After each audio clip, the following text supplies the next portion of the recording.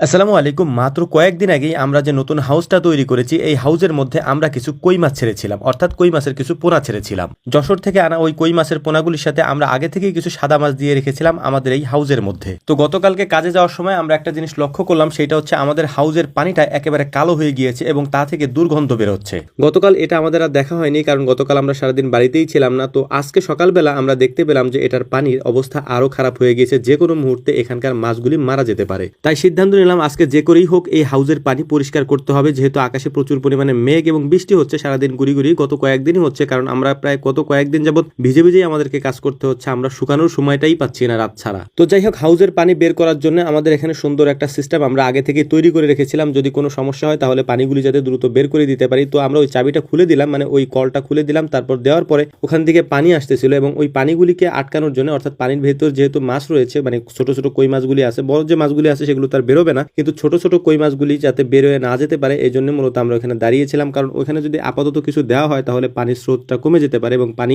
এখান থেকে নামতে দেরি হবে। যেহেতু বৃষ্টি হচ্ছে, দ্রুত আমাদের এই কাজটা করতে হবে। তো হাউজের মধ্যে নেমে বুঝলাম যে এটার মধ্যে যে আগে পাতাগুলি ছিল, অর্থাৎ এখানে যে পাতাগুলি পড়েছিল, ওই পাতাগুলি পচে পানির কালারটা এরকম হয়ে গিয়েছে, যেটা আমাদের আসলে ভুলই ছিল। এর কারণ হচ্ছে আমরা যখন প্রথমবার পানি দিয়েছিলাম, ওই পানি দেওয়ার পরে পরবর্তীতে আর পানি চেঞ্জ করা হয় নাই। ওই পানির মধ্যে আমরা মাছ ছেড়েছিলাম এবং মাছ ছাড়া মূলত বেশ কয়েকদিন পরে আমরা উপরে একটা চালি দিয়েছি যাতে করে পাতাগুলি নিচে পড়তে না পারে। কিন্তু তার আগে যে পাতাগুলি নিচে পড়েছিল, ওই পাতাগুলি পচে পানির কালারটা এমন হয়ে গিয়েছে। তো আমরা হাউজের পানিটা ছেড়ে দিয়ে তারপর হচ্ছে একটা নেট নিয়ে ভেতর থেকে মাছগুলি ধরে কয়েকটা বালতির মধ্যে আলাদা আলাদা ভাবে রাখতেছিলাম, যাতে করে মাছগুলি মারা না যায় এবং খুব দ্রুত আমরা এটার মধ্যে নতুন পানি দিয়ে মাছগুলি ছেড়ে দেবো ইনশাআল্লাহ। এই জন্যই মূলত আমরা দ্রুত করার জন্য হাউজের পানি ছাড়ার পাশাপাশি আমরা বালতি দিয়ে পানিগুলিকে বের করে দিচ্ছিলাম এবং মাছগুলিকে ধরে ধরে আলাদা আলাদা বালতিতে আমরা রাখতেছিলাম, যাতে করে মাছগুলি মারা না যায়। তো যাই হোক, আলহামদুলিল্লাহ দেখতে দেখতে হাউজের পানিটা একেবারে কমে গিয়েছে এবং হাউজের নিচে দেখতেই পাচ্ছেন কি পরিমাণে ময়লা জমে আছে। তো এই পুরো ময়লাটা আমরা পরিষ্কার করে ফেলবো একেবারে ফ্রেশ করে, তারপর নতুন পানি আমরা এখানে দিব।